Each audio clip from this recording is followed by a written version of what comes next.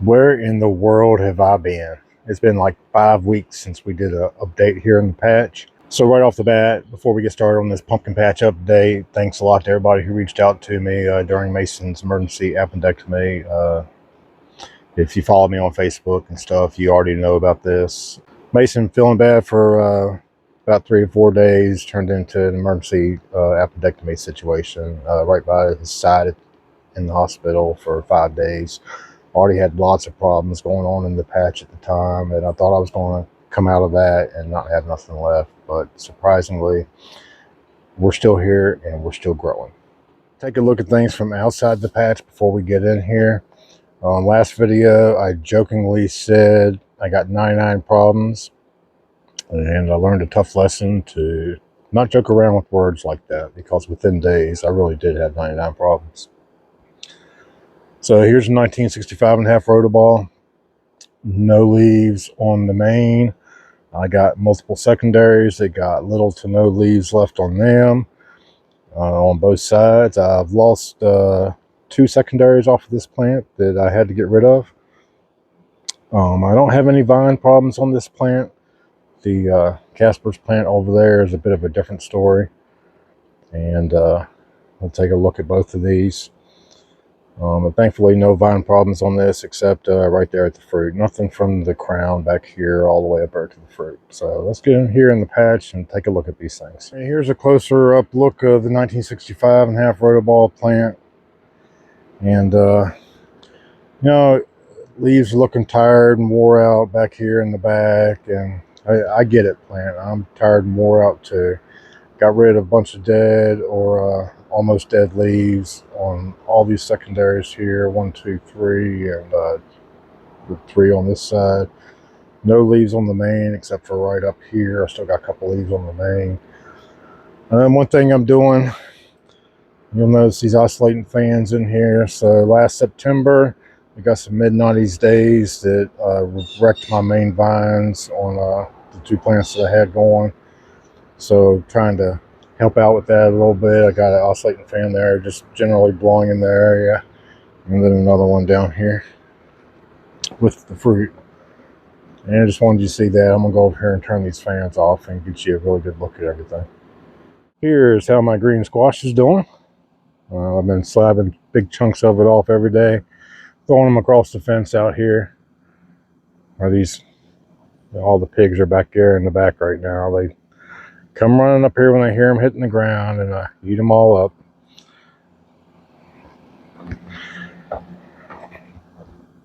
And there's the bottom of it, and I came out here to take measurements on it, which I hadn't done in a while, and found a hole in it, which was on the other end. The blossom end would have been facing me as I was measuring, and then got to investigating it, and the whole thing rotten out on the bottom. All right, the fruit end of the 1965.5 rotoball fruit. This plant growth towards the end down here, I'm happy with. Everything looks good. Leaves look good. This came off of secondary that I terminated over here and took off out that way, and it's got a couple growing off of it. It's kind of creating its own little plant out there. I went ahead and let that keep growing, basically as an indicator to me how the plant's doing. If I see leaves on this start to drop off and things start to happen here, then I know I need to be looking really close at things and figure out what the problem is. So that's kind of why I let that go. And it is rooted in a little bit. I didn't do any bearing on it. It's relatively new. It started growing when Mason was in the hospital, and it's been going for a couple of weeks now. And I'm just going to let it keep going and keep eye on it. The ground looks relatively dry. You see a little bit of moisture in here. I kind of switched up to watering in the early afternoon, and it was pretty hot today, a lot hotter than I thought it was going to be. Kind of dried things up a little bit better, but I don't want these plants going to bed wet now with the cold nights. So I've been watering in the early afternoon to try and make sure everything goes to bed dry. I did have a touch of powdery mildew when I came home from my golf trip last week, and I got that under control pretty good. Before I left on the golf trip, I treated both these plants with Heritage. I knew powdery mildew was going to start to become a problem. And everything's okay right now. I had it on a couple of leaves in a very small amount, and we got everything under control. So everybody wants to see the fruit. I'm going to shut these fans off. Let's go look at it. Alright, so I told you already that I had no vine problems on this plant except right at the stem, and I'm not even sure if it was in my last video or not. I can't remember. I'm just trying to separate from the stem, and I fought that pretty hard, and got it under control right now. So I'm going to take you back here and show you the stem after we look at the fruit, and don't go crazy over it. Don't overthink or anything. The camera makes it look way worse than what it actually is. So photos and a video just don't give you a really good feel for it. Yeah, so I got 3 sheets on this big girl now because one's not doing the trick. So it's a ugh, just broke a leaf. Alright, there she is.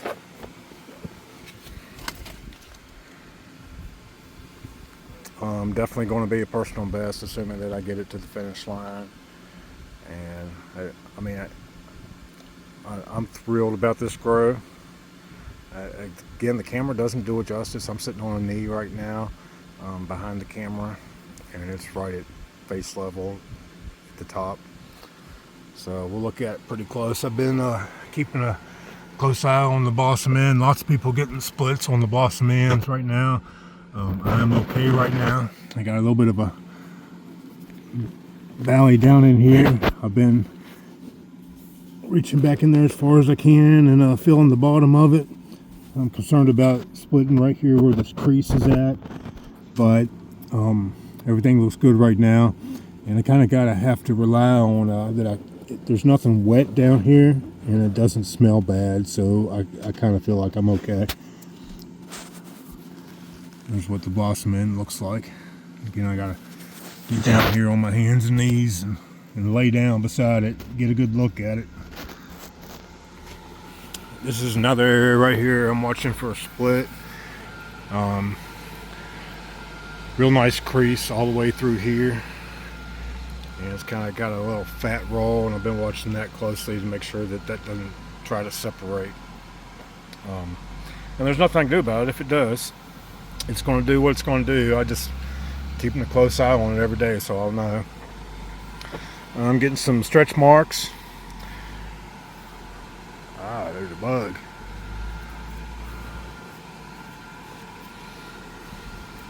I did a merit treatment yesterday.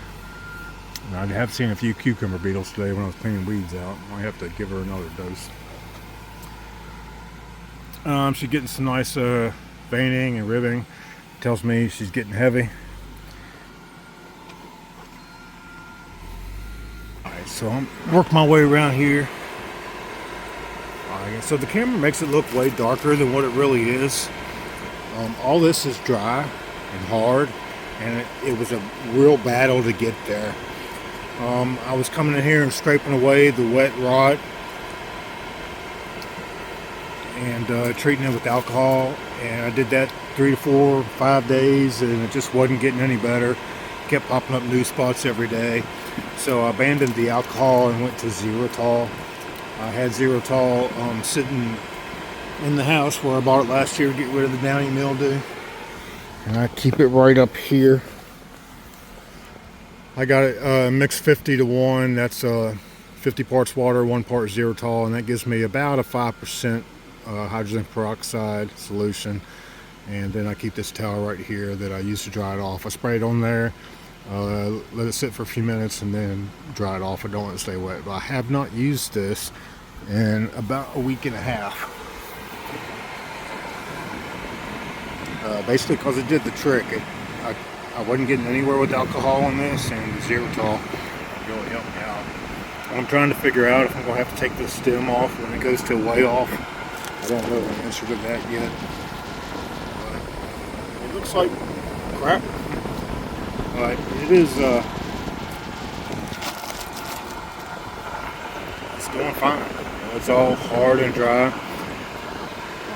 had that kink that was right down in here, and I tried to start to pull away from the vine, and the vine's bulked up and got a big knot in it there now. I had to scrape some away.